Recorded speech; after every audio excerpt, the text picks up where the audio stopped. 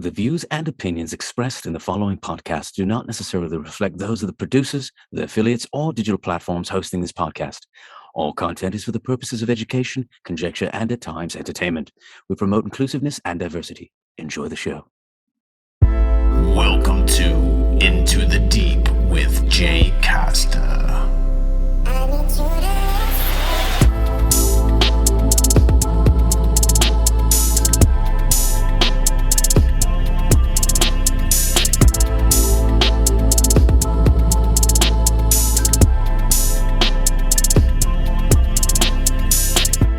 Welcome to Into the Deep. I'm Jay Costa. I am exultant about today's guest. He's a best-selling author who happens to be a leading researcher of ancient civilizations, ancient knowledge, sacred sites, and consciousness. He's published 7 books in 6 languages and has produced 13 documentaries. He's been called perhaps the best metaphysical speaker in the world right now, and for 2 decades has been an international keynote speaker with notable appearances at the International Science and Consciousness Conference, as well as appearing on the Discovery Channel, Gaia, the BBC, Coast to Coast with George Norrie, and more. Today's guest is Freddy Silva. We talk about so many things. We talk about his newest book, Scotland's Hidden Sacred Past, and the origins of the original people of Scotland. We even pull back the veil on the intrepid Knights Templar and how Freddy's research reveals the motivation of a select group to execute one of history's most daring and covert operations, the creation of Europe's first independent nation state, Portugal. This was one of my favorite interviews because I learned so much even about my own culture. And he just happens to be an author whom I admire. So, join me as we seek light and journey into the deep with Freddy Silva. Enjoy.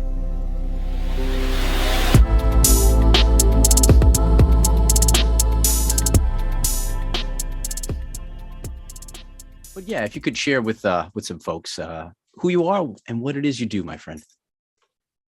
God, that's a really difficult question. I know. I've been doing this for so long, even I can't answer the thing properly.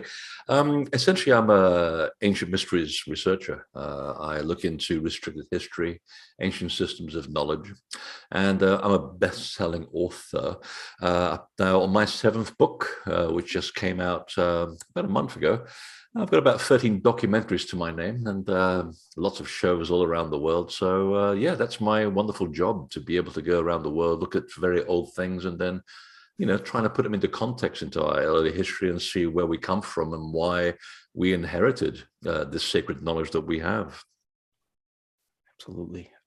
And it's something that it resonates with myself as well, which kind of led me to, discovering some of your work. And what would you say got you on that trajectory to actually want to discover, maybe, because you strike me as you strike me as a truth seeker, someone who's really trying to get to the origins of things, and your work is highly respectable. What got you on that trajectory? I think we're all hardwired at birth to come here with some idea of what we're doing. And some people are very lucky. They find out very early in their life. I'm not so lucky.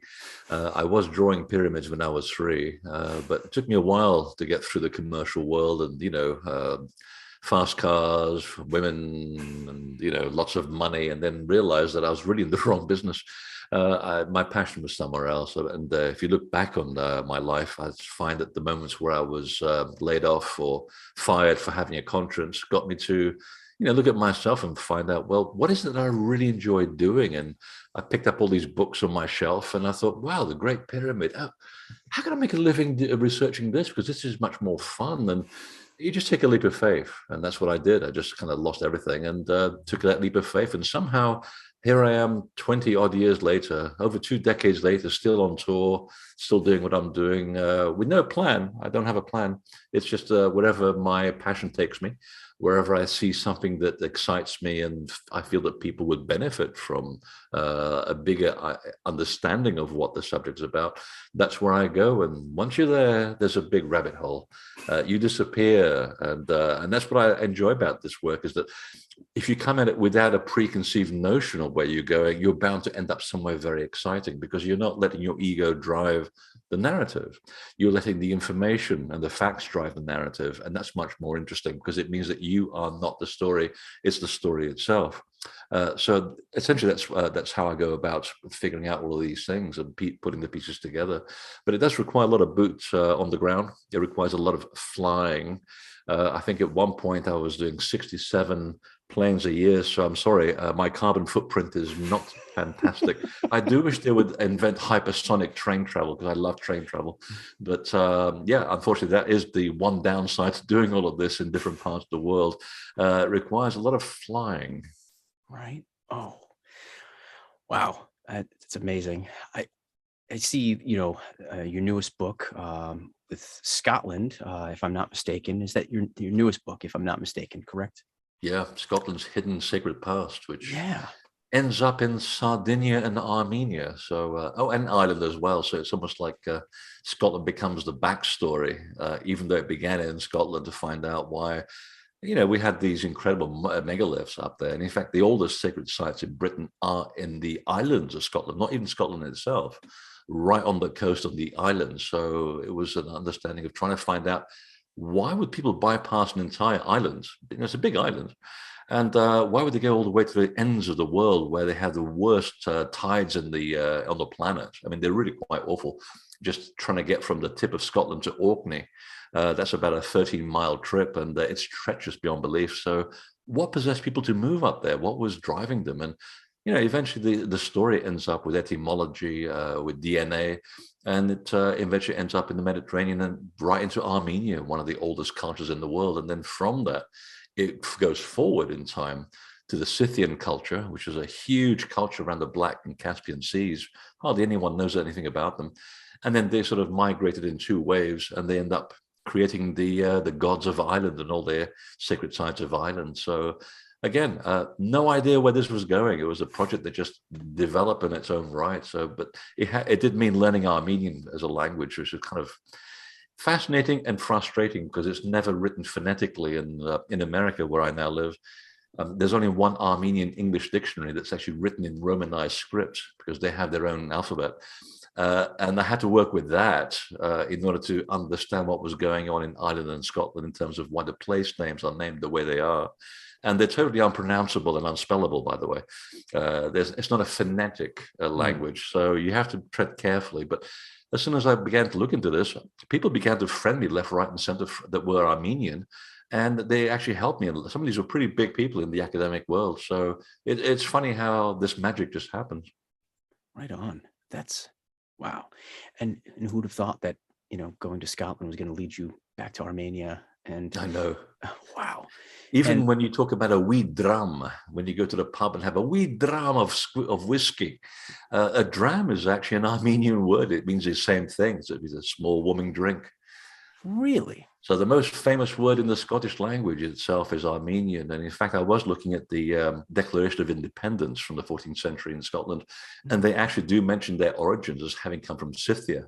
So this was the time when Armenians began to move westwards through Europe around to Romania and Bulgaria. And that's where the Scythian culture was pretty much camped before they spread for the rest of Europe. So they do understand where they come from. And it's something that's never really talked about among the Scottish culture. Wow. And that's what's so fascinating about work that you're doing.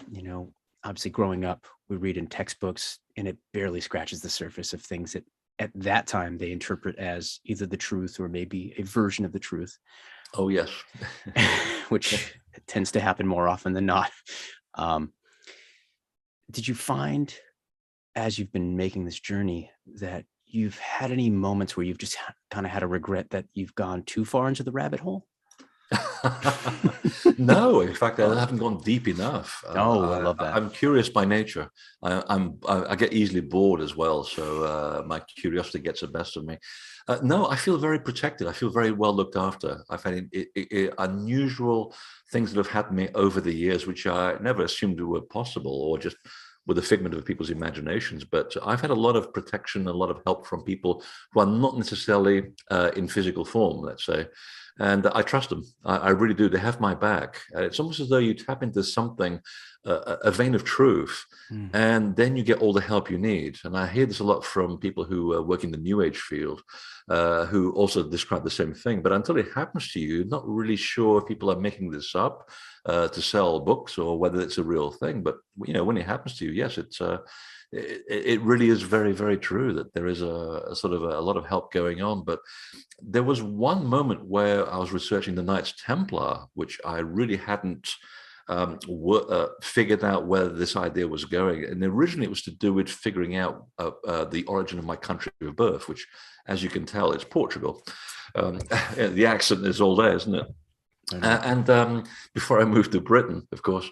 I wanted to find out how the Templars were so intimately involved in the foundation of my country of birth. And I had to put the book down for a little bit because I hit a sort of a block. It's like, well, it's going to be a short book about an origin of a country. And then I had to learn about the origin of sacred sites to go back and understand what the Templars are doing. And then it became a massive, massive book. It actually outsold Dan Brown in Portugal, which is phenomenal. So I'm looking forward to getting the keys of the country when I go back.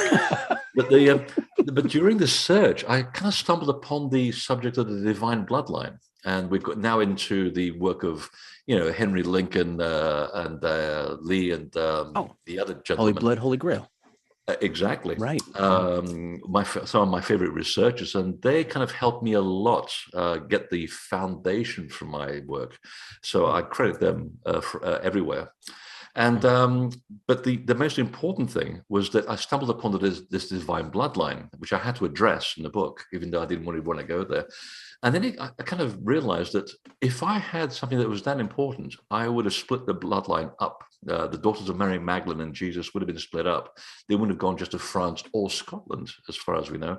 They would have ended up somewhere. And I posited in the book, perhaps there's a suggestion that in Portugal, there is the idea that there's a bloodline that survives. And my God, did that open up a rabbit hole. And it wasn't a regret as much, to go back to your question. It was more of a dare. I am friends with a leading lady in America who works for the Eastern Star, who is the women's Freemasonry movement in America. Yes. And they have a conclave every year, sometimes in Belgium. And she asked me if I wanted to ask anything. I said, well, actually, I'm kind of curious to see if, if my idea that there is this bloodline in Portugal that's very underground, I mean, it's been very well protected for its own protection, does it still survive? And she came back a week later and she says, well, I got a very interesting reply. She goes, what? Well, I said what you said to a lot of the members of the committee, and they said a big silence came into the room, and they just looked at me with a little smile and said, just tell your friend that he's got his nose a little too deep into the honey pot. And with a smile, and I thought, okay, that's all I need to know, that I'm on the right track. But sometimes you just need things to lie down a little bit because they come out in their own sweet time. Sometimes the political atmosphere is not correct for things to come out. So I respect that, but that's about as close to a regret as I have. But it's probably going to spur me on to do other things in that account. Who knows? Right. Oh, which that was First Nations, right? First Nation of Templar. First Templar Nation. Yeah. First Templar Nation. Pardon my butchering of the title. So it might be a better title. No. So my family is of Portuguese descent, mostly from the Azores, and I traced back several generations back to the mainland. And I've always found it fascinating to find out my roots. And I always was struck by the cross within the crest, and there was always something that resonated with that. So when I stumbled upon your work, it was the first thing that was kind of just a flag to the flag, if you will, that really stuck out. And I found it fascinating, just the influence that we can find in Portuguese culture, even in the dialect, from Arabic within Portuguese language and words to just foods and culture. Care to elaborate on some of the findings that you might have discovered? Oh God, I could be here forever about that. No, it is fascinating. I mean, Portugal was like the original United States, really. If you were persecuted, that was the first place you go. So if you were Jewish, you'd run straight to Portugal and you'd be looked after. Everybody was welcome. Arabs were welcome, even though they kind of took over half the country. We gave them a choice. Either we kill you in battle, which we've already done. We're going to win. We're better fighters. So either we're going to run your tail back to Morocco, or you can stay here. We'll give you back your land. Just respect everyone around you. Just respect your neighbors. And you can go on practicing Islam. And I would love to be a fly on the wall looking at people who are about to have their heads chopped off. And they'll go, is he serious? Or is this a trick question? Right. No. And we allowed them to stay. And we inherited that culture. And I think because we had our back to Europe for so long, and we had the Spanish on the other side of the border, and they always claimed that the Portuguese are Spanish. And of course, we just spit back across the border. We're very different people. We're not, even our language is much more influenced by Arabic and by Phoenician than anything else. Right. And as I've discovered recently, also by Armenian, because the people that went from Armenia and sailed down the Mediterranean into Sardinia and created the foundation of that megalithic culture, eventually wrapped its way around to the oldest city in Europe called Braga, which is actually the name of an Armenian goddess. It's like the repository of the goddess of the sun. And there is a very old shrine there that nobody knows anything about. And now we know. So the name itself is still the same name in Armenia today. And from there, they went up to Santiago de Compostela. And from there, and they were mostly red-headed and very light-skinned people who were also green-eyed. They eventually created the people that we now know of that image in Wales and Ireland. So there was that foundation for the country. And I think that was one of the reasons why the Templars were so fascinated into acquiring that country. Because in their time, in the 12th century, it didn't exist. It was just a little area, a little municipality around the port called Porto. And from there, it grew into the first independent nation state of Europe. And it was fundamentally created by the Knights Templar. Right from the beginning, it was a long-term plan, and they wanted to establish a kingdom of conscience. So right from the onset, that country has been a repository of wisdom, of enlightenment. And even before them, when we had the Lusitanians, I mean, what a great name. Those who hold the light. Now, what are they holding in terms of light? It's a great, lovely thing. And I've traced their story all the way back to the folklore, because hardly anything survives in written form, all the way back to a group of people called the people of the serpent. And they arrive, as coincidence would happen, exactly where I was born, which is in the mountain of Sintra, which is the most beautiful place on earth. It's like the Garden of Eden. People go there on vacation, they leave 10 years later, and rightly so. And they said that they were the last people who came from a sinking continent in the middle of the Atlantic after a global flood that sank it for the third time, which of course is your homeland, the Azores. Where they have now found an underwater pyramid, by the way, and not far from where I claim they should be finding it. So that's sort of a watch this space kind of moment. So it's a very interesting culture. Certainly, it's a combination of so many peoples around Europe, and I think that's why it's special. It represents so many of the facets that created European culture and Arabic culture in the first place. Wow, this is blowing my mind, Freddie. Makes you want to go on vacation and eat lots of cake and drink wine. Yeah, and just hang out and just enjoy life. Oh my gosh, yes. It's wow. Where do I go from this? This is that's all, folks. She's Porky Pig to come through the middle here. Wow. I just, gosh, we can go in so many different directions here. I love it. Now, with what I learned from you, what you had uncovered as well too, was that there were obviously the original claim is that the Templars were helping the pilgrimage of folks that were going through. They were guarding them, protecting them. That was the story that everyone told, but it came down to 11 people, right? Pretty much so.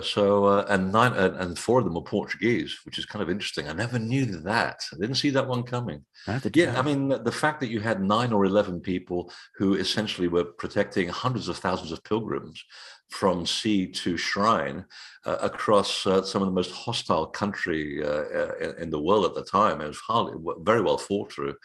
And there were mountain lions, there were Saracens who wanted to kill you, there were Turks that wanted to kill you, and all kinds of brigands. And all this apparently was the responsibility of 9 guys. I don't think so. Because before them, 50 years before them, the Knights Hospitaller, which was a kind of a sister and earlier founded a group of people who then became associated with the Templars, the two exchange information and help. They were already responsible for helping pilgrims, but they had special shops set up and all over the Near East, and they had special hospitals already for travelers. And they had the complete cooperation as well of a lot of the Arabic people, because they're all getting along just fine until the church shows up. And also, unfortunately, there was also the people from Turkey.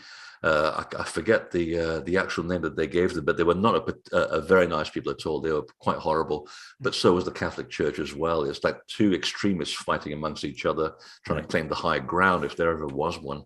So no, the whole story was a big smokescreen, and I was able to look at the information again, thanks to the help that was in Holy Blood, Holy Grail, because they set that trail so well, and they had access to the original documents that the Templars were already happening before they claim to have happened. So 1119 is the official date, but they were already being officiated in 1117 in a town in the Near East.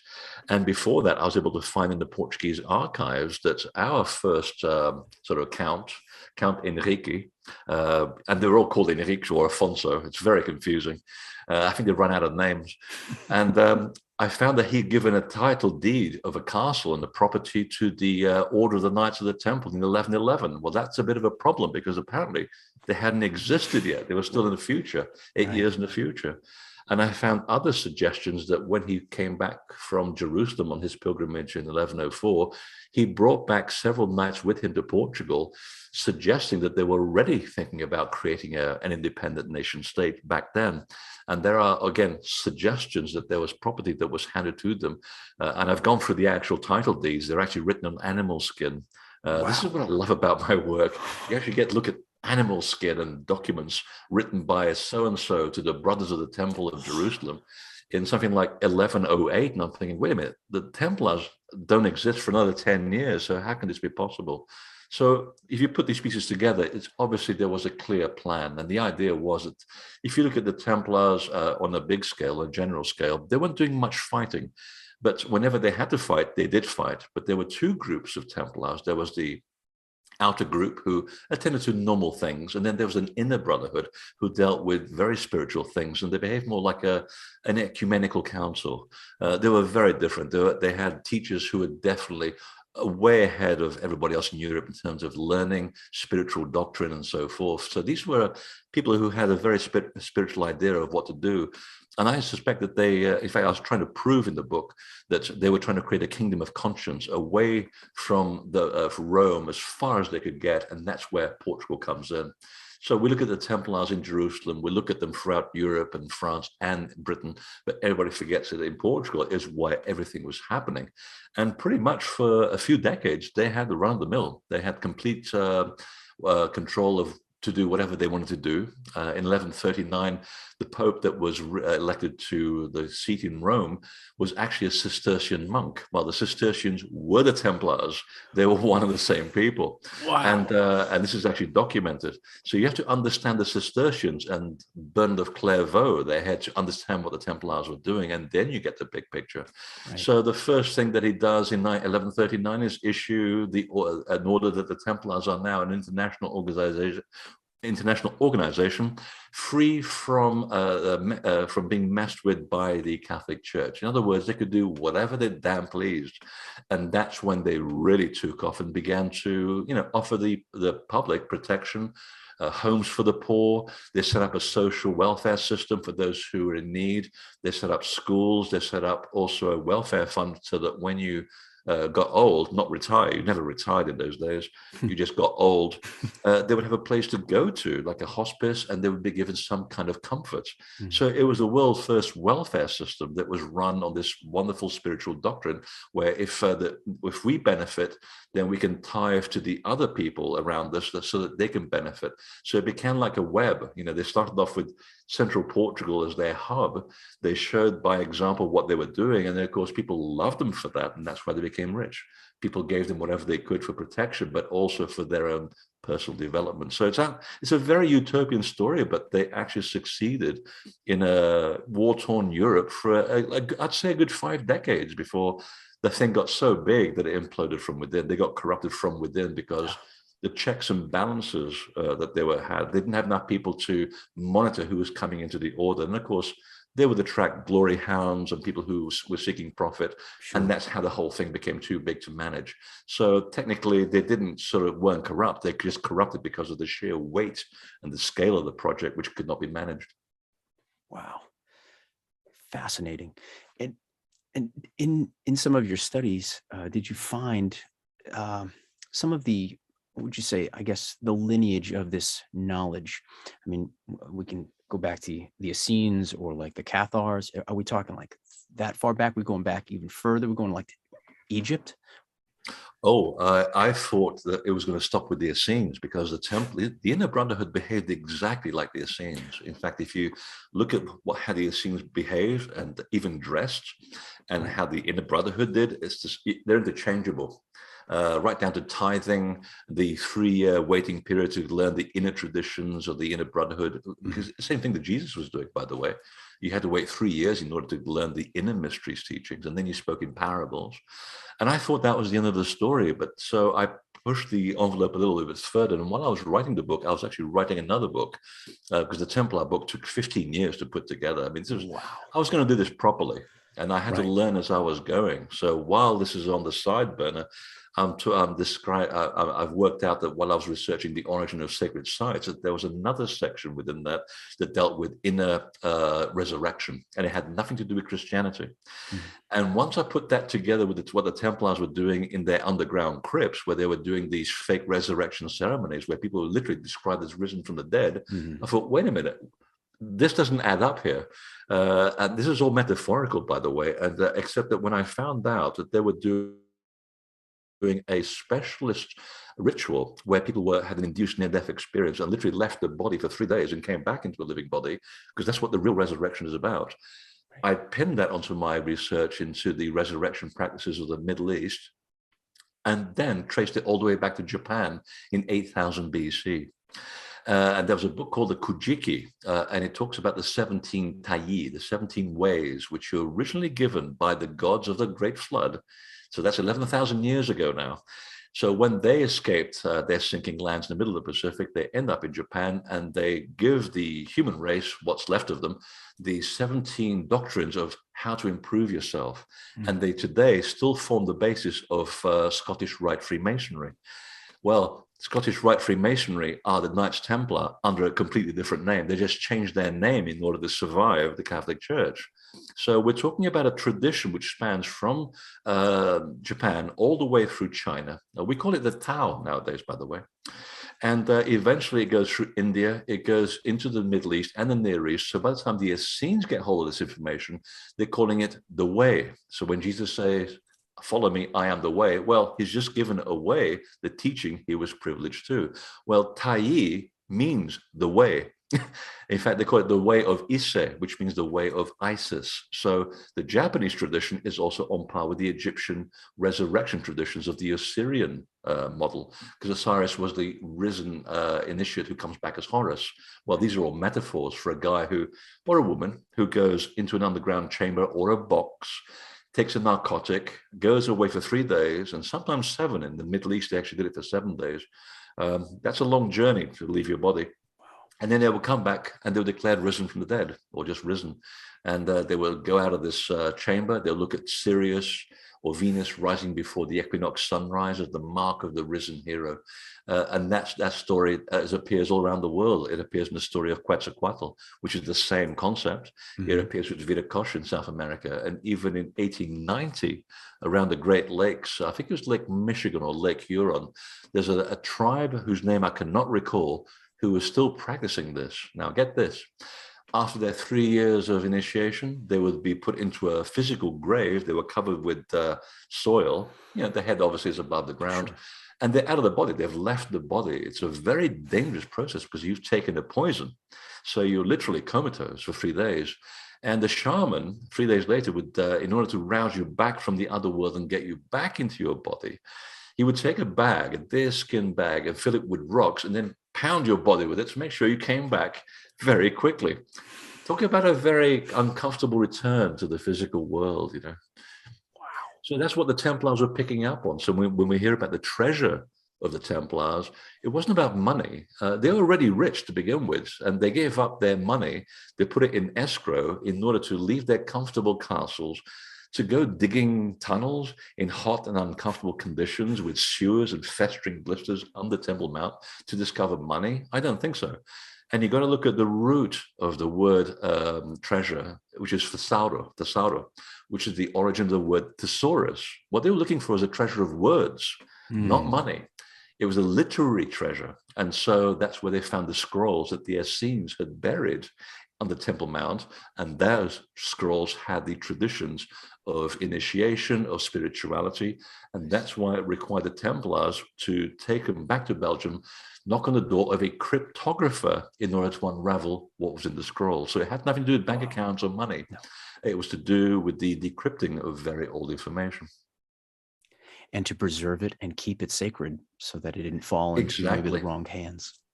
And that's why you had to have a year of observation. Everybody wanted to enter. And the church tried to infiltrate the Templars, and they got it completely wrong, because after a year they'd leave. They'd be booted out of the Brotherhood because, of course, they were trying to extract information which they shouldn't be privy to unless you could demonstrate that you were a responsible and trustworthy being, which, of course, they weren't. But the sheer number, the forces crept up on them. I mean, they had to fight Spain, Philip V, IV of France, and the Pope. The Templars' best secret at that point was to split up, move to Portugal, where they already had immunity, because the king was one of their own kind, and the other one was ended up in Scotland, where they just literally changed their name to Scottish Rite Freemasonry.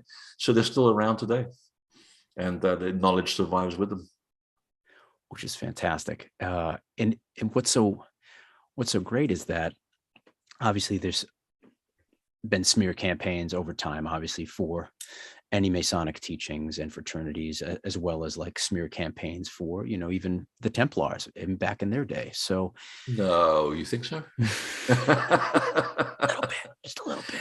Yeah, I mean, if you think about it for a second, the church spent, I believe it was $15 million trying to debunk the Da Vinci Code, which is essentially a fictionalization of Holy Blood, Holy Grail. Now, it's like putting a parental sticker on an album. Everybody's going to buy the album. Right. Just let sleeping dogs lie. So obviously, it really woke up an old sleeping dog when this stuff came out, as it did when Holy Blood, Holy Grail came out. And just to make the point, I believe that was the real reason why the publisher of Holy Blood, Holy Grail sued Dan Brown, because they couldn't really get him on plagiarizing terms. He'd fictionalized parts of the book. Now, you can do that when you go from fact to fiction books. It's kind of an accepted all-round thing, unless you copy direct quotes from people without giving them permission. But the idea was to bring the idea of this book that was released, I believe, in the late 60s or early 70s, back into the public domain. And that's what the church was afraid people were going to start looking into. And of course, the sales went back up again, and it started the whole questioning of what the church really was hiding. So yeah, it's funny how that works, but there was and still remains a big smear campaign. But that said, you also have to understand that there are two branches of Masonry. There is a Scottish Rite, which are the Templars Reborn, which still are involved in a lot of charitable goods. In fact, the shrine is at the sort of the front PR men for them, and they engage in good acts and sort of clown acts. It's to put a friendly face between the public and the Masons. But there's another group called the London Rite, and this is where the work of I hope I remember their names. They wrote The Hiram Key, which is a great book on the origins of Masonry. Yes, I have that book. In fact, one of them actually interviewed me in London for a job in advertising when he was in advertising, and he turned me down. Smart guy, by the way. Oh, God, no, I forget their names. I'm very embarrassed. But anyway, they did ask, why do we do what we do and dress the way we do in these Masonic ceremonies? And they found that the London Rite, to cut a long story short, is basically just a boys' network, and they have no idea what they're doing. It's just about learning information to try and control things. You know, like the Skull and Bone Society of this world and all the people who are trying to get their greedy little fingers into industry. That's not what Freemasonry is about. That's a completely different strand. It's like taking Christianity and Catholicism, two different things. Right. One has no relationship to the other.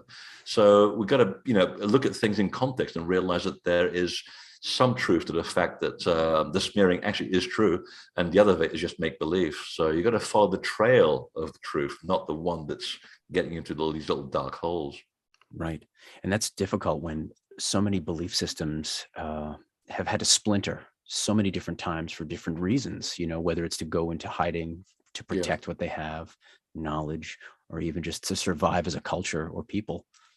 Exactly. It's a bit like Monty Python, isn't it? It's like the People's Judea's Liberation Front and the Liberation Front of the people of Judea. They're all fighting for the same thing. Best analogy. It's so true. Again. You just go back to Monty Python each time, and I'm glad that they made their degrees from Cambridge University quite useful in comedy, of all things. They made it work. They made it work for themselves. Absolutely. Either way you cut it. I have a PhD in comedy. Let me see if I can do this. And touch a little bit upon, I'm still driving myself nuts trying to remember the authors of the Hiram Key. However, it's right behind me. It's right behind me. I believe I have it in one of my backpacks in this room somewhere, so I get it. Oh gosh. But you said about advertisement, and I find it so fascinating how, the symbolism and this sacred geometry that's utilized to affect the human psyche from a marketing standpoint on a regular basis, and that most people aren't really aware of. Oh, very much so, very much so. I mean, when I was an art director in advertising for many years. We didn't really set out to do that, though. I mean, it's important to know that we didn't sort of get a brief to sell a washing machine. Gotcha, right. And then say, hey, how can we manipulate people? No, our idea was to say, well, how can we overcome the problem of perception of the product in order to overcome this communication barrier and make it elegant and funny? Or at least in London, it worked that way. In America, it was a bit more difficult because you had very tribalistic things going on. It's essentially 10 countries in one. It's not a unified country by any means, and I found that out pretty quickly. Living in Chicago, I could not have this talking the same language to someone, say, in New York, and in New York, I couldn't talk with the same language to people in Iowa. So you have to be very aware of the different cultural and even political aspects of the United States. But the idea was that you were kind of, the basis of design was really to do with the psychology of color, shape, in order to bridge that gap between people. But our intent was never to control or even to manipulate. That's the clients that did that. Right. And most of the time, we're not even aware of what was really going on until we develop a kind of a thin skin and you realize, my God, actually, I'm helping kill people when I'm promoting NutraSweet and Sweet and Low. And actually, these were poisons. And I had I was responsible for NutraSweet, which I gave up the account, $120 million. And that got me fired. But, I had a conscience. I didn't want to do this because I had the reports from Russian scientists, of all people, that had analyzed all these artificial sweeteners in the laboratory. And they said, this stuff is deadly. You'd be better off having white sugar. It's better for you. Right. But even that itself is deadly. And they came out and they said, the best thing for you is raw, unprocessed sugar. Just don't eat too much of it. Just do it in moderation. And that's when I realized the manipulation that goes on through the chain of command down to the people like myself who are responsible for the headlines and the visuals. But fundamentally, it was a way that I now see I was tapping into something very ancient about communicating forms, and specifically in terms of the logos and the geometry that goes behind it, to achieve a certain psychological effect. And that's now true in the way that I found when I've come to analyze how temples are built. And you go into one pyramid and you go to the next pyramid and you feel completely different. You think, well, why is it the two pyramids? And of course, you stand back and you go, of course, the slope is ever so slightly different. Of course, that geometry is there, but there's a different geometry there. Oh, that's what happens. It's the effect on geometry on your sense of perception via the chemistry that's made up through your cells, which are all geometric anyway. And that opened up a whole new world, of course, because you go back again to the origin of things. And of course, it opens up other questions too. How did people originally, 12, 20,000 years ago, work this out? Exactly. I don't have an answer for that either. That's it. Space Brothers, did we inhale drugs and we tapped into the plant life, which is possible? Right. You can, chew a bark of a tree in the Amazon, and you can start hallucinating, and you can start looking at how an animal, you can look at the atomic structure of an animal. Not that I've done it personally. I'm kind of scared of that stuff. I don't like leaving the body very readily. Right on. It's too nice. Let's just say I've done it and I've been on the other side. It's very nice and it's very peaceful. I'd rather be there than rather be here, but I guess I got a job to do. But yeah, did it come from hallucination? Did it come from experimentation? Were Space Brothers involved in giving us information? I don't know. Probably all of the above. Or basic experimentation and observation, which over a few million years, I think we've been pretty good at. But then the hard part was, how do you hardwire that into buildings and make it conceal it, so that when you walk into something like Chartres Cathedral, which is essentially the same foundation as a pyramid or as a Stonehenge, just designed in a very different way to appease people in Rome. If you figure out the overall dynamics of the shape of that cross building, it's actually all hardwired into a massive pentagram. But the pillars are hardwired according to a hexagonal matrix, and the head of the building, including the altar and the chapels, are all based on a heptagonal geometry. So there's three geometries going on, and it's all about the observation of nature and turning that into stone. And that's why you feel the way you do in the building and certain parts of it. So it's to elicit a response that then turns into a spiritual being and connects you back to nature, or God, if you want to call it that. And I feel like this right here is specifically what folks are trying to understand without realizing they're trying to understand it. Exactly. There's something happening within themselves. They know it, but they're not aware of it. And I think the temples were built for that reason. I mean, if we look back in time, in fact, there's a very funny joke written on the back of the Temple of Edfu in Egypt, which was rebuilt by the Greeks, by the way. Everybody seems to think it's all Egyptian. No, the Greeks rebuilt the temple. It was they found it in a pretty bad state. But they did a wonderful job, because they wrote at the back that we rebuilt it, and I quote, according to the instructions laid down by the followers of Horus, which were the original gods, which came from a sinking land somewhere in the Indian Ocean. So they found the original books, the original instruction. They put the thing back the way it used to be, and they said at the very bottom, we will keep building temples until people realize they are the temple. So if you don't achieve that spirituality and that essence of the godliness within yourself by yourself, then we will build a structure that mimics the body of a creative force, and you go in and you find yourself. So it's wonderful when you think of it from that point of view, that these aren't religious buildings per se.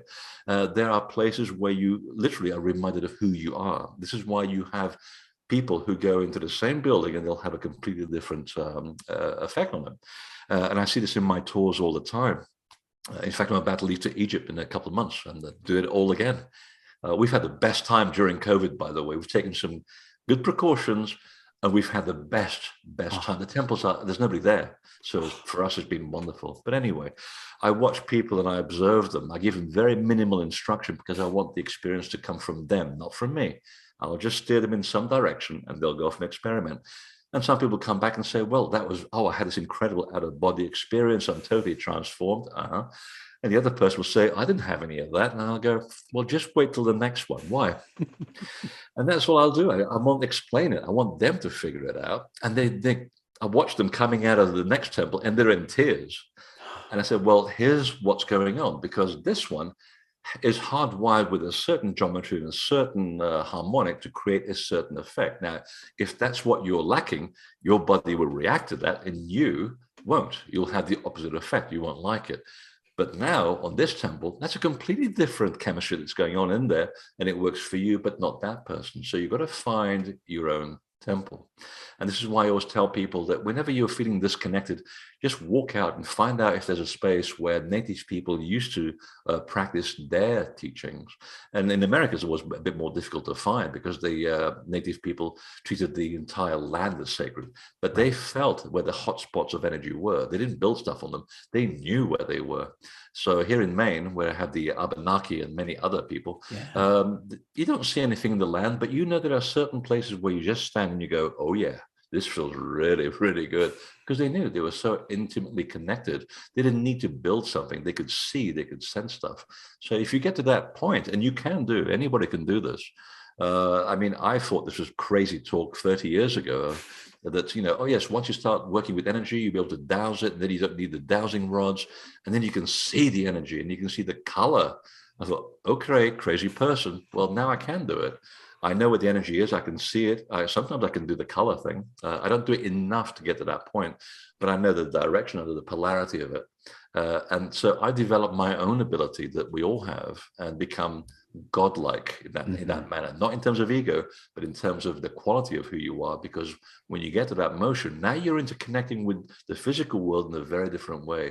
You can almost perceive what comes next, and you can shape the outcome relative to your experience here on Earth. You can't change things like to win the lottery because you wanted to. The lottery will be won if you're meant to be part of that experience. So there are limits to what you can do with this force, as we all like to call it, to coin the film. This force that we all have within us can be expanded by experiencing these sacred places. That's what I always recommend people will do. Absolutely. And especially with some of these sacred sites that you've been to, or you've even documented and researched, with these hotspots, utilizing earth magic, and just, I mean, you must feel completely different in different parts.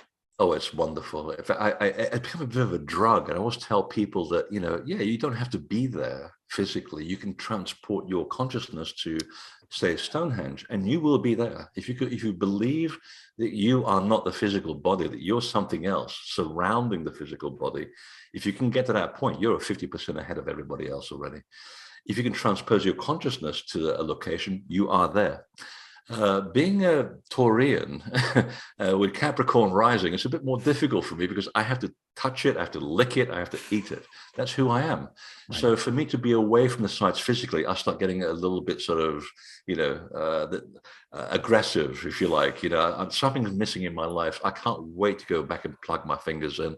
No matter how many times I have to have a thing prodded up my nose to tell me that I'm feeling fine. It's just the way it is at the moment. But I have to put my fingers in there, and then I'm fine. And they never let me down. They're like my extended family in a way.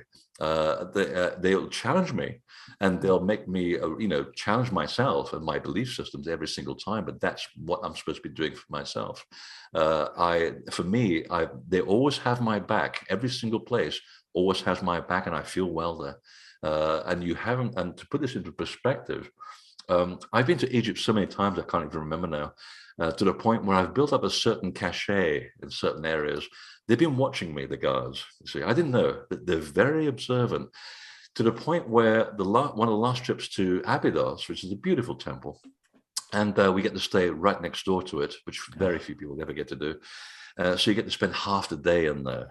Tour groups go there for half an hour and then they walk out. We get half a day and then private time in the Osirian, one of the world's oldest sacred sites. It's at least, as far as I've calculated, 10,500 BC. So it precedes the pyramids. And you go in there and there's power. Now, they've been observing me for a while, so they give me a lot of leeway to do whatever I want. They allow us in an Islamic country to do ceremony and meditation in the Osirian. And you haven't lived until you've had a 5-star general with a Kalashnikov on his shoulder standing next to me. And he said, "Can I join the meditation?" I said, "Please, my friend." And I got a few words in Arabic to make polite conversation. And after an hour, we opened our eyes, and he says, "That was the most beautiful meditation. Thank you." And to have someone in an Islamic country say that to you as a New Age person and a 5-star general, no less, you've crossed a threshold here. You've made a contact. And they are very spiritual people. I mean, they'll put that face of, yeah, we're towing the government line because it's a dictatorship and we have to kowtow to the dictator. But when you get them on a personal level, they're very different people. They observe you and they understand that if you're respecting the culture, they'll respect it back. And it's good to know for people who still think that, if they're buying the political thing, especially in America right now with all that hatred going on with the Arab world. I've had the best, safest trips to Egypt ever. That's the first thing that people say. Is it safe to go there? I said, I've never had a problem. I feel very protected. You haven't seen the world until you've come to a military checkpoint with people with guns, and they're looking very serious. And the guns don't work. There's duct tape all around. And I walk out, and they'll start shouting, back in bus. And I just bring out a big box of baklava. It goes, oh, my friend. And I'm surrounded by people with guns, and they're all just eating baklava. We're all laughing and sharing food. And now when the bus arrives, because they have a list of buses when they come and go. So 6 months later, when I arrive, they know I'm arriving and they're already ready for the baklava. Yes. And people in the back of the bus are going, they said, don't take pictures, okay? But I can't believe this is happening. I have to tell my friends back in America that the world is very different as to how it's portrayed. I said, yeah, you just got to get out and make friends, If you respect people, they'll respect you back, So that's another thing that I really like about my work, to try and build those bridges a little bit at the time. I love that. I can relate. I've done some traveling only because, so I went the path of being in a band and touring, playing rock and roll, touring the world, and we got to see some really cool stuff. And then to come back home, and then not really tour as much now because of the pandemic, and just, we weren't like we're not a huge success, except, we've done really well in Japan, and we did really well in European countries, but to see the world and bring back some stories and tell folks like it's nothing like it's portrayed. It's significantly better out there. It's than you are being told, or what your perception of it is. Exactly. And I mean, and the news cycle, people talk about, well, the media is very bad. Well, this is media. It can't be that bad. Now, you got to be very selective about which media you're talking about. Sure. Is it extreme right wing? Is it extreme left wing? Well, that's usually where the polarization occurs. Correct. You've got to find something in the middle and find the things where the information actually comes from a good, reliable source.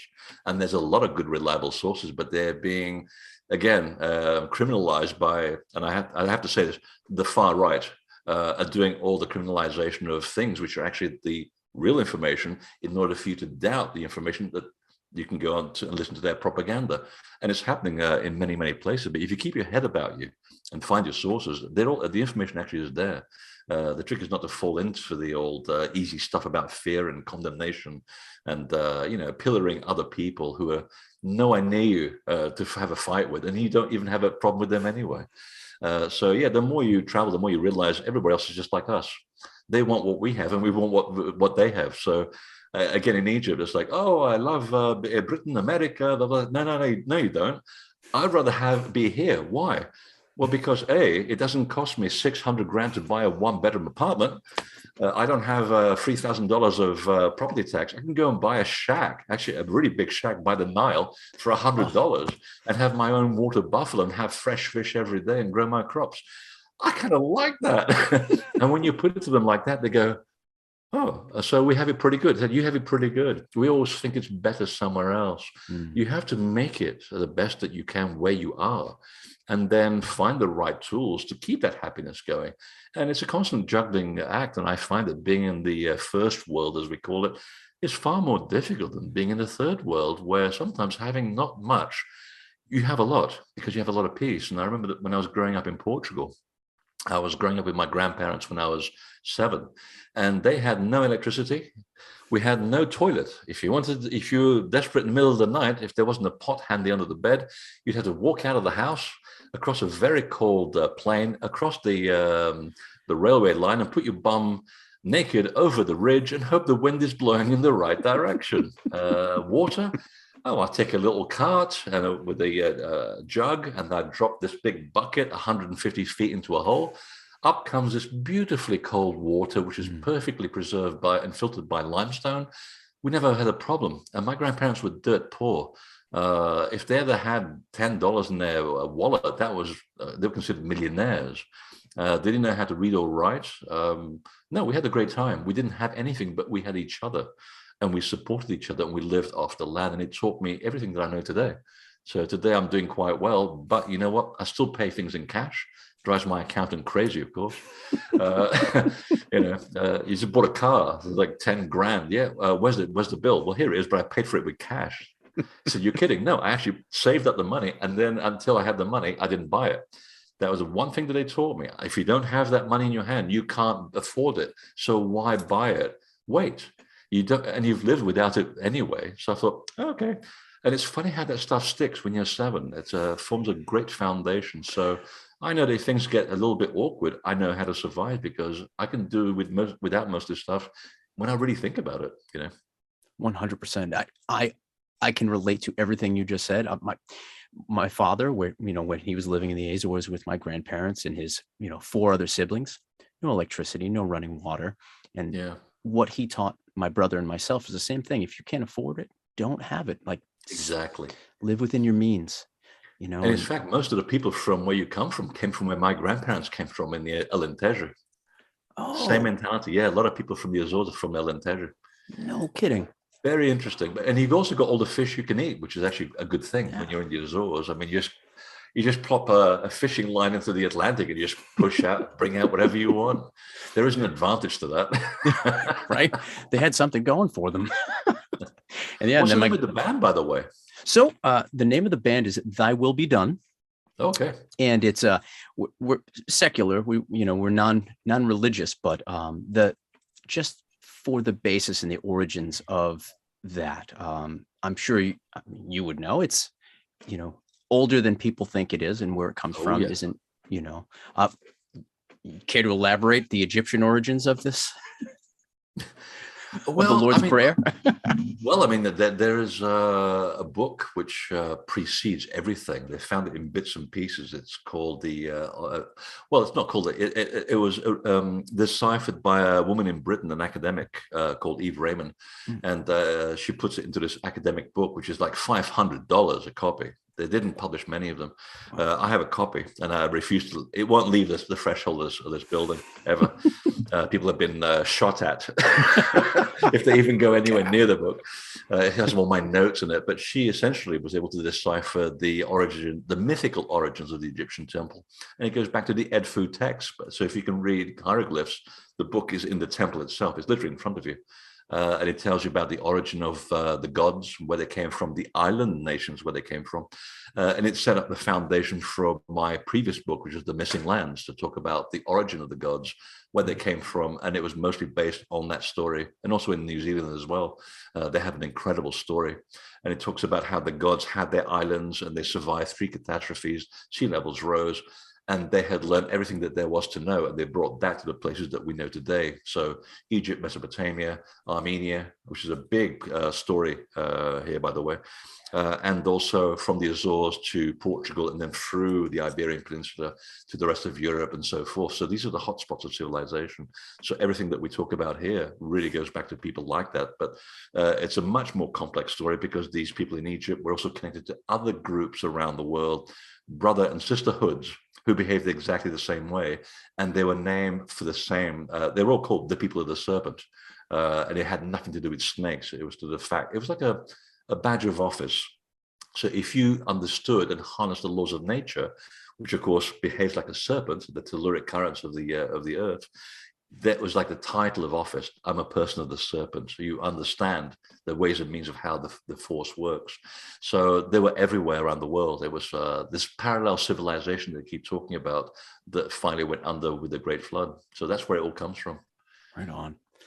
And this is the stuff that just is kept me going for so long. When I first started getting into a lot of information, esoteric. It obviously started with the exoteric stuff, but then I just always wanted to dig deeper and find out more stuff and more information and just find out the origins. And so when choosing the band name for Thy Will Be Done, it just has so many different facets and connotations that I just felt like it summed up exactly what I wanted it to be. So I shall have to check this out. That is my growing library of music. it's super aggressive metal music, but with more. Oh, excellent. It's conscious, very conscious minded, so with a lot of allegory. Not like Napalm Death, then. Oh, I love Napalm. Napalm Death's great. Yeah, got their first album. Yes. Sorry, we're digressing now. Yeah, I love it. Yeah. So yeah, it's. Oh my God, you actually know Napalm Death. That's fun. They're awesome. Let's see. So and Lawnmower Death. I love metal, but I just I listen to everything though. I listen to everything from blues to jazz. So yeah, it's great. It's pretty funny. In fact, it was a funny story that when I was also in music. I wanted to be a rock guitar player, but you know what? I knew I didn't have what it really took. You got to be honest with yourself in music. You can't lie. Mm-hmm. So I kind of diverged. I became a photographer to my favorite bands. So I became a rock concert photographer, and one of them was Iron Maiden when they were just getting out. And I have the original pictures of Bruce Dickinson when he was with Samson, when he was called Bruce. And I said, with the cameras, like, this guy's going somewhere big. And next assignment, I'm with Iron Maiden, and there he is. Like, wow. And his former wife was on my last tour to Egypt. Small world. No kidding. Small world. Wow. Yeah. That's incredible. Oh yeah. Yeah. I was going to say, I've seen some of your photography. Your eye for composition is fantastic, if I may say so. It's my meditational tool. It's either music or photography. In fact, a lot of my writing actually begins with photography. When I have a few moments to spare when I'm doing tours or just walking around doing my work, I get the camera out and I just focus on things, literally. And I suddenly notice things with the camera that I wouldn't have noticed with the eye. And it's kind of funny how that happens, that there's a shadow here or something in the background. I thought, I never saw that alignment before. And you make a note of it and then you research it and you go, oh, there's a rabbit hole coming up. And sure enough, yeah, that's like my little technique for getting me, in the moment and just take out the rest of the world around me. I just like to focus on whatever it is that I'm doing. And it's a very Zen thing for me. So yeah, I have my cameras when I travel. Oh, gosh, I love that. You must just have, besides years ago, probably actual film, but now so many digital files you must have. I think I have 26 or 28,000 pictures of sacred sites. So trying to get that onto the photography website, nice. Narrow it down to about 50 prints for people to buy. That took 2 years. And then people are saying, well, do you want to do a coffee table book? I said, well, I probably won't make any money on it because people don't buy stuff like that anymore. They want it all downloaded for free. But yeah, one day I'd like to do something like that. And just for fun. It won't be a money maker. It'll just be something I want to do because I enjoy it. But at the same time, it's given me the idea to do a TV series, which I'm kind of working on right now, to go and look at temples around the world based. And I have to say this unashamedly, I've ripped off the foundation of Anthony Bourdain's show, Parts Unknown. I got totally addicted. I don't watch television, but someone got me onto that program. And I love the way he writes and his very punk way of approaching food. And I thought, no one's done that for temples. And I thought, hey, that would be so cool, and get someone else to pay for you to travel and do it in a very different way, which is, me being the quasi-academic, but asking the local people what they think of the local temples for a change. Nobody ever asked them. I want to hear their story. But then you do it around food as well. I think it'll be quite an interesting combination. That's a great concept. Yeah. Man, I love that. Well, I wish you continued success, and I'm sure it's going to happen. I'm going to put it out. Oh, I hope so. That's great. In fact, I'm going off to see Gaia again, Gaia TV, in a couple of days. So I might have a little chat and see where this idea might head. That's awesome. Well, I would definitely watch that. That'd be fantastic. You've got those tours coming up in March, right? The Egyptian, was it the Hidden? Yeah, we're going back in March again. Okay. So fingers crossed. I think it'll be fine. And you have to take a few basic precautions, but I can tell you that once you get through the immigration in Egypt, there is no virus. They don't recognize it there. For them, it's like, and this is the Arabic mentality. It's inshallah. as God wills it. If we live, we live. We die, we die. We just get on with our lives. I thought I can go for that. Of course, if you're at risk, take precautions. Those are the people we have to look after. I've been very fortunate so far. I appear to have the constitution and the DNA that I appear to be immune to this stuff. So far, so good. Yeah. Yeah, I mean, some basic things: eat well, exercise well, get some sunshine, and build up your immune system. Don't fall for the paranoia and all the wrong misinformation that's out there about vaccination and all that. 99% of it's absolute nonsense. But you do what you have to do to stay healthy, and you'll have some fun. But that is one place definitely where we've had a great time. So I'm looking forward to that again, and build up a few things later in the year. I'm going to see if I can get to Sardinia and do a tour there. Go back to Portugal and redo the tours that we did there, because we had way too much fun. I know it doesn't sound very spiritual, but we actually drank an entire town dry. It was on top of a mountain, and it's one of my favorite places. There's only one place to eat. There's only one restaurant, and there's only 7 people in my group. So we literally, I think we went for 8 bottles of wine, which is the entire cellar of the restaurant.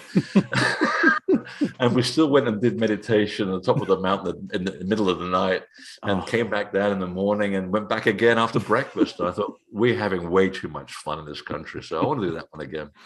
That sounds awesome.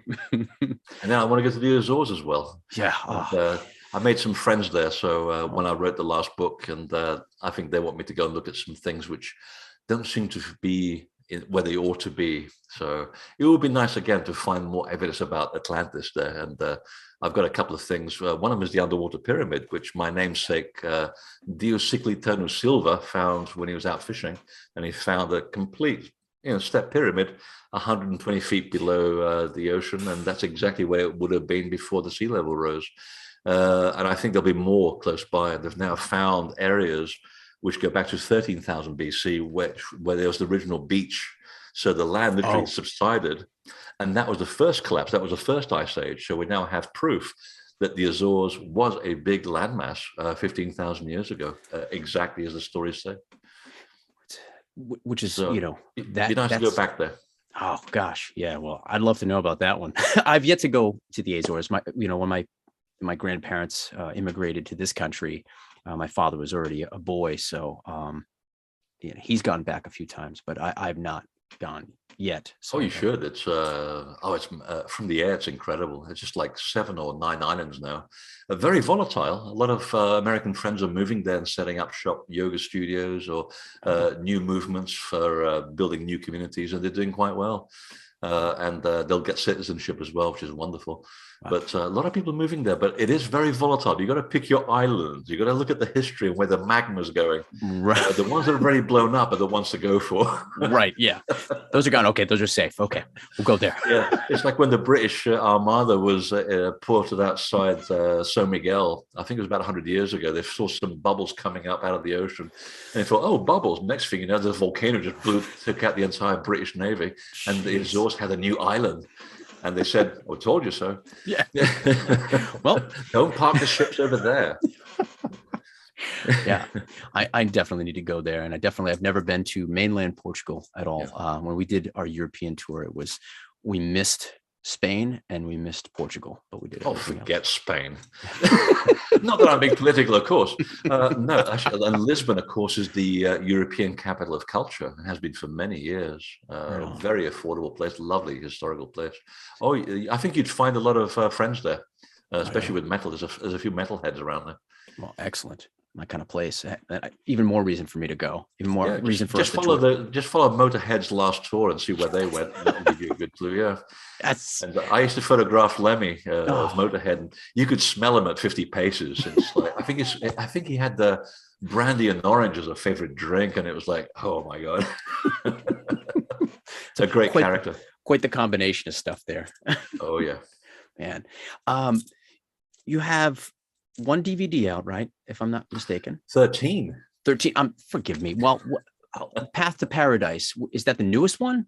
The Path to Paradise is the brand new one. Yeah. Brand new. That's what was the newest one. Okay. Forgive me. So can folks find those on your website? Oh God, yes. Always support your authors directly. So I only published a few DVDs because people apparently, I didn't know this, They've all sold their DVD players. They want it all downloaded from the internet. So it's now available through Vimeo. So Okay. there's a link on there to go to Vimeo and you get a preview. And all the books are on there as well. Everything's on there. It's all cross-referenced. Awesome. Which is great. I've still got my DVD player. I've got my record player, my VHS cassette player. I've got everything. I know. Oh, VHS. Wow. I've still got VHS. Yeah. There's some movies I just can't find on DVD. 8-track cartridge? I don't have an 8-track. Oh, you need to buy yourself a 1970 Pimpmobile. Yeah. Oh, for a lot of reasons. Yeah. And in a reel-to-reel machine, I've got one of those. So that's okay. Oh, with Ampeg tape. Yeah. Oh, I remember those days. Yeah. It was my parents. So that's what I have. Oh, and amplifiers with big knobs that go click, click, click, click, Yep. click. Yes. And then we used to have all the that old here. floor model record player that you would open up the top, put the record in, and then turn the dial. And oh, it's so wonderful. Some fool actually sold a Technics turntable, a direct drive turntable. It's all magnets. There's no belts. For $3 in my local church sale. And it was just covered with soot and cigarette smoke. So a little bit of cleaner and a little cotton bud for 30 minutes. It's beautiful. Oh, it works beautiful. $3. I can't go wrong with that. That's awesome. It's never going to wear out. Oh, that's awesome. And the sound quality is so different. I was just talking about this with an Apple rep about the quality of sound with MP3 files. Everybody wants MP3 files. It's noise. It's pure noise. There's no emotion to it. Think about it for a second. You've gone from analog, and in the old days, you went from analog to record. So it's wax. So that's an organic compound. You've got the full spectrum of, if you look at music on a scope, you've got the full beautiful spectrum like a wave on the ocean. CD, you've got the stepladder effect. So you've already lost a bit of information. Once you get to MP3, you've got basically a step pyramid. That's all you got. So where did the information go? You've got to be losing something with the compression, and what you're missing is the feeling. It's the emotion, and that's where the frequencies are. So we throw away MP3 files like there's no tomorrow. In the old days, you keep the album. There's a reason for that. There's an emotional attachment to music when it's got the full spectrum, and that makes it much more emotional. And music has always been a carrier wave of spirituality throughout, well, as long as they've been making music. That's what makes the whole difference. Absolutely. I'm so glad you touched on that, because I had a conversation with someone, I actually have it often, about just frequency and vibration and how we have this attachment to certain songs or certain artists. Yeah. There's a reason why it resonates with us. And I feel the same way. Like, I lose that when I'm listening to a file that's just digitized, compressed to absolute nothing. And it's just thin.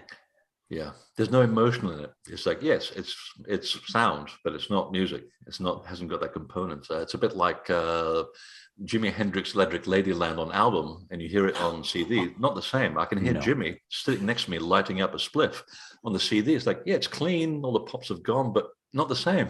I haven't got that spatial awareness around me. I'm not involved to the same degree. It's very, very important.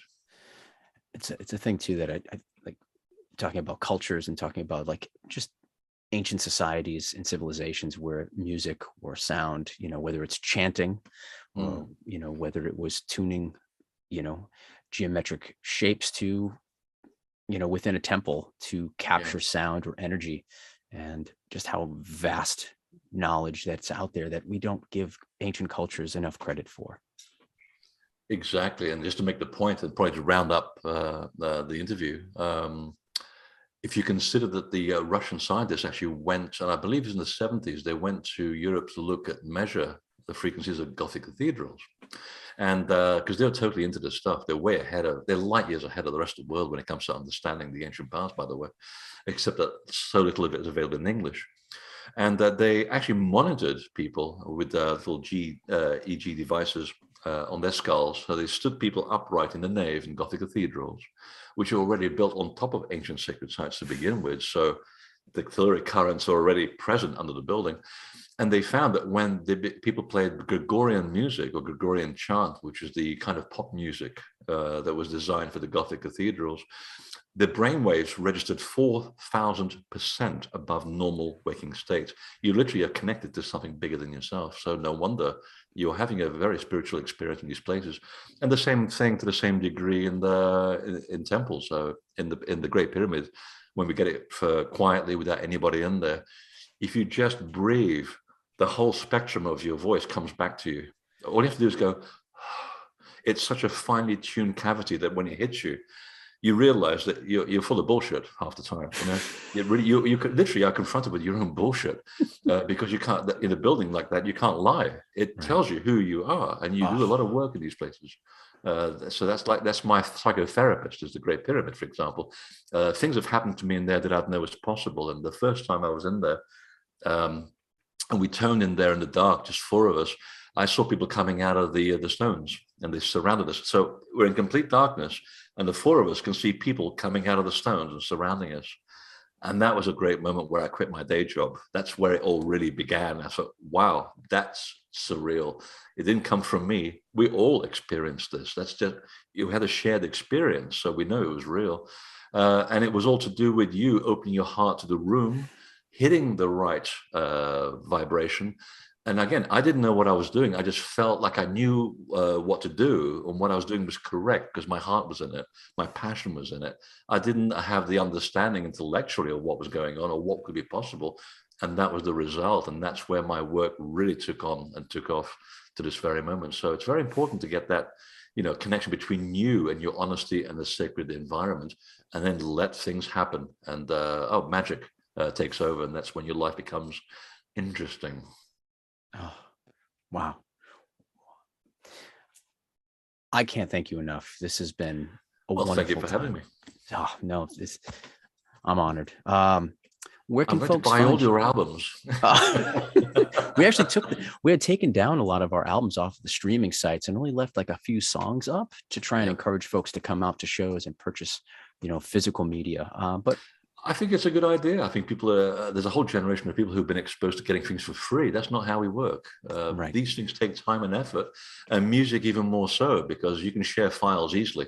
And once you have a CD or something, or you download it, books is a bit more difficult, but it can be done, and it is being done, unfortunately. But we can't survive on that, on nothing. Kind of beans cost money, rent costs money. If you want that information, you've got to support the people that are doing it. And musicians, I believe, are getting it even worse than writers. Yeah. So good luck with that. Thank you very much. Where can folks find you on the internet right now? Everywhere. Invisibletemple.com. Perfect. Awesome. And are you on any social media platforms at all? Oh, Facebook. I have a professional account as an author, and then I have one which is just me doing stupid things, pictures of cats and other things. Awesome. Slowly migrating people onto the professional side. So yeah, I announce all kinds of things, but I try to keep social media quite down. Facebook is the only thing I really do to reach a wider audience. But it takes too much time. Even having a cell phone is a major nightmare at the moment. I've only just gone to cell phone, by the way. I just cut my landline 2 days ago. People keep texting me and saying, we can't reach you to give you the warranty for your car. It's like, well, you're calling a landline. Sorry. So it's been a disaster in my life for 48 hours. I don't know what the hell's going on with this thing. But it's life. You got to travel. You need one now. Yeah, I know, right? It's almost this necessity. I try to keep the distractions to a minimum. Same. These are my distractions behind it. Yes. I love that. And sincerely, thank you so much for taking the time to do this with me today. Thank you, sir. Truly I appreciate it.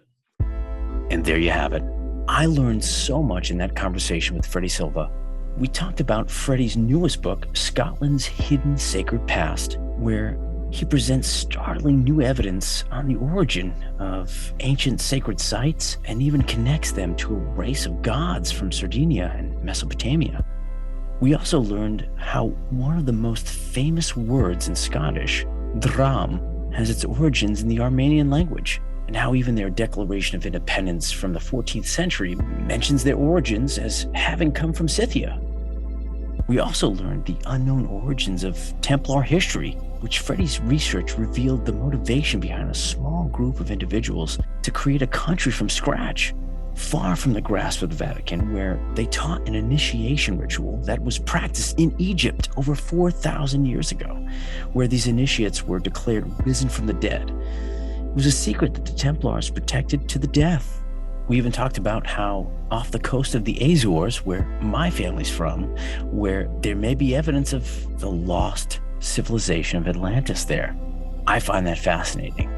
Recent discoveries show that even 13,000 to 15,000 years ago, that the Azores were a lot bigger than they were. So that puts it in the trajectory of being a larger landmass, and who knows?